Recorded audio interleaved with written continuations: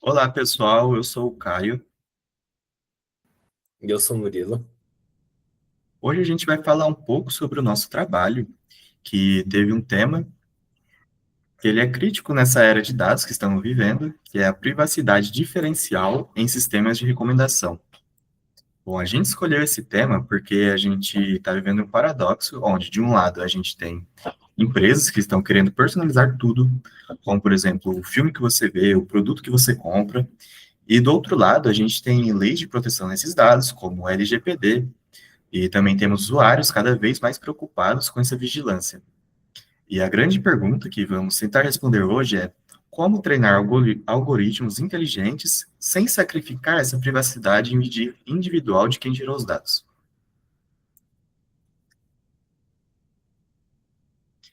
Para começar, a gente precisa derrubar um mito.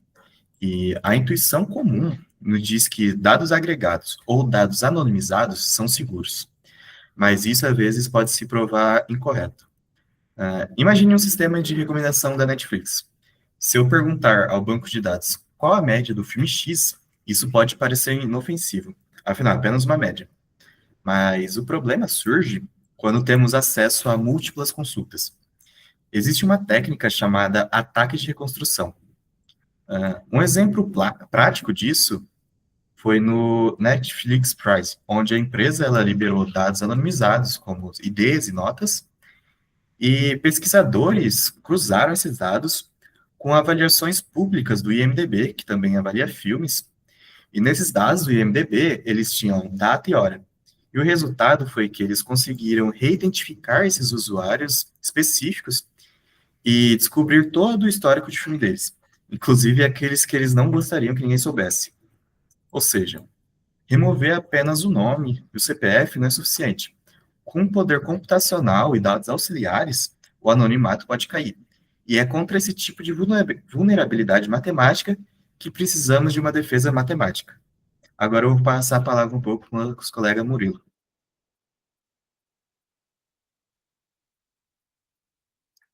Bom, partindo para a parte do conceito de se esconder na multidão. É aqui que entra a solução em si, a privacidade diferencial. Diferente de apenas esconder nomes, a privacidade diferencial é uma garantia matemática. A melhor forma de entender é pensar em universos paralelos. Imaginem dois bancos de dados idênticos. O banco A contém os dados do Caio, e o banco B é igualzinho, mas sem os dados do Caio. A privacidade diferencial garante que a análise feita no banco A terá um resultado praticamente igual ao do banco B. O que isso significa na prática? Significa que um atacante, olhando para o resultado final, não consegue saber se o Caio participou ou não da pesquisa. Se ele não sabe nem se o Caio estava lá, ele não consegue roubar os dados do Caio. É o conceito de se esconder na multidão.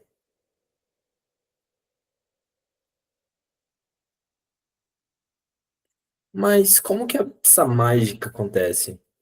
Como entregamos utilidade sem entregar o dado exato? O segredo está na injeção de ruído calibrado.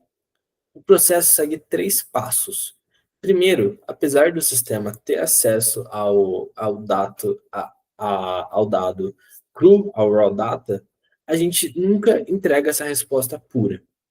O sistema calcula a sensibilidade daquela pergunta, o quanto uma única pessoa poderia alterar esse resultado, e nós somamos um valor aleatório a essa resposta. Bom, olhem para o gráfico do slide.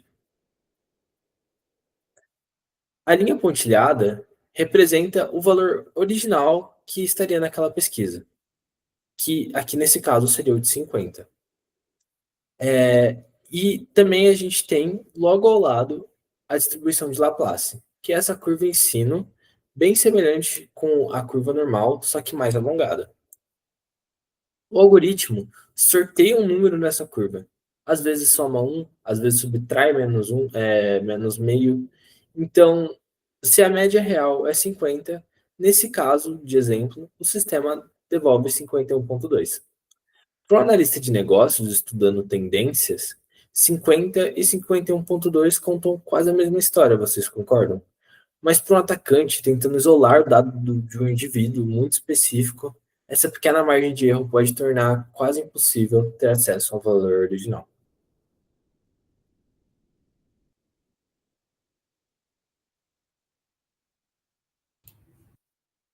Bom, agora vocês devem estar se perguntando, mas quanto de ruído a gente pode adicionar? Porque se a gente coloca demais, o dado pode ficar acabando inútil. E para controlar isso, a gente tem um parâmetro chamado epsilon. Ele também é conhecido como privacy budget ou orçamento de privacidade. Agora um exemplo. Pense no epsilon como um controle de volume ou um saldo bancário. Com um epsilon baixo, por exemplo, 0,1, o nosso orçamento ele é pobre em informação, mas rico em privacidade. Então, a proteção ele é total, mas o gráfico fica um pouco bagunçado. Agora, com epsilon alto, o nosso orçamento ele é rico, a gente permite que o dado vaze mais informação real, então ele tem alta precisão, mas a privacidade diminui.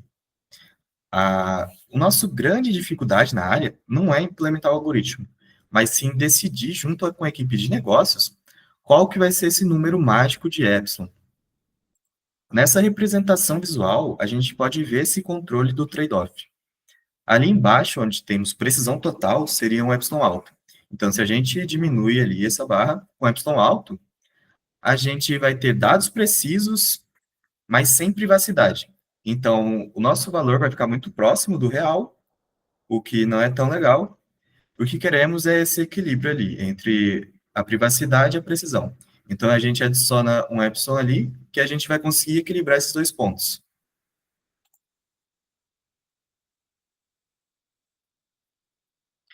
Agora, a gente vai visualizar um pouco do impacto do epsilon. Aqui a gente tem alguns gráficos da média de avaliação de filmes por gênero. A gente pode ver no primeiro gráfico, onde a gente tem um epsilon baixo, como 0,1, a gente vê que os dados eles estão variando muito. A gente pode ver, por exemplo, na barra de comédia, onde a média deveria ser baixa, mas o ruído jogou ela lá para cima. Então, esse dado ele é seguro, tem privacidade, mas ele acaba se tornando inútil para a tomada de decisão, porque não passa a realidade dele. Agora, vamos para o gráfico do meio, onde a gente tem um epsilon equilibrado, de 1. Aqui a gente tem o chamado sweet spot, ou ponto ideal. As tendências, elas se mantêm ali na média, a gente vê claramente quais gêneros são mais populares que os outros, mas mesmo assim a gente tem privacidade, porque os números não são exatos. Agora, no último gráfico, onde a gente possui um epsilon muito alto, como 10, ele é praticamente uma cópia real do dado. Então, se o atacante fizer várias perguntas com esse epsilon, ele pode acabar quebrando a segurança rapidamente. Então, não seria uma escolha adequada de epsilon.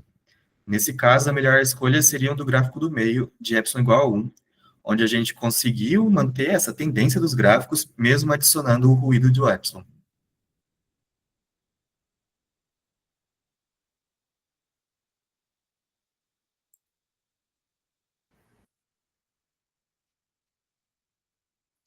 Bom, partindo agora para a aplicação prática. Para validar essa teoria, nós construímos um pipeline de dados usando a biblioteca IBM diffbrieflib. No nosso experimento, simulamos um banco de dados de filmes e executamos a mesma consulta de média de 100 vezes. O que observamos? Sem privacidade, a média era estática, 4,04. Com privacidade, tendo epsilon, a média flutuava entre 3,9 e 4,1.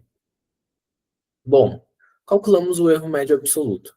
Percebemos que o erro introduzido foi menor que 3%. Ou seja, para um sistema de recomendação que quer saber se um filme é bom ou ruim, esse erro é irrelevante. A utilidade de negócio foi bem preservada.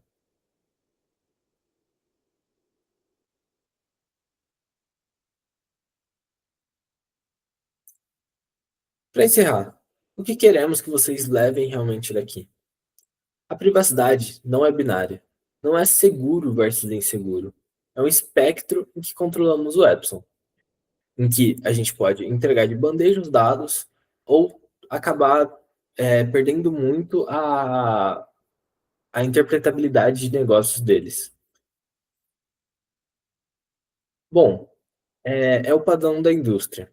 Apple, Google, Microsoft já usam privacidade diferencial para coletar os dados dos nossos celulares, por exemplo, como o uso dos nossos emojis ou palavras digitadas, sem ler as nossas mensagens.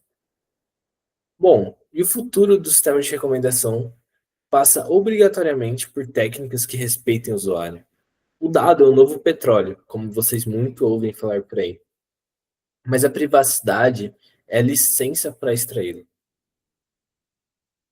Bom, a gente reitera bastante o convite de vocês para poderem estar acessando o nosso tutorial, para vocês poderem estar brincando um pouco, seja com o seu próprio conjunto de dados, baseando no nosso pipeline, ou seja, apenas executando o que a gente já fez, entendendo o código, tentando fazer um projeto semelhante, utilizando privacidade diferencial. Creio que seja algo que vá edificar muito o conhecimento de vocês.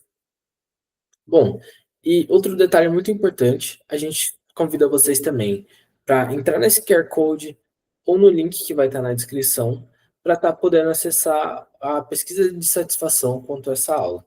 É muito importante para a gente ter essa avaliação. Bom, espero que vocês tenham gostado. Todos os links necessários para acessar o notebook também estão na descrição. E até mais, pessoal. Muito obrigado.